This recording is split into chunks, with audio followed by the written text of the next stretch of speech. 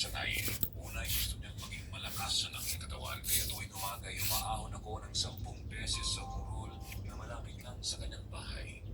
Sa mga unang pagtatangka ko ay talagang sobrang hirap na naramdaman ko. Hindi ko pa natatapos ang 3 pag-ahon ay pagod na ako.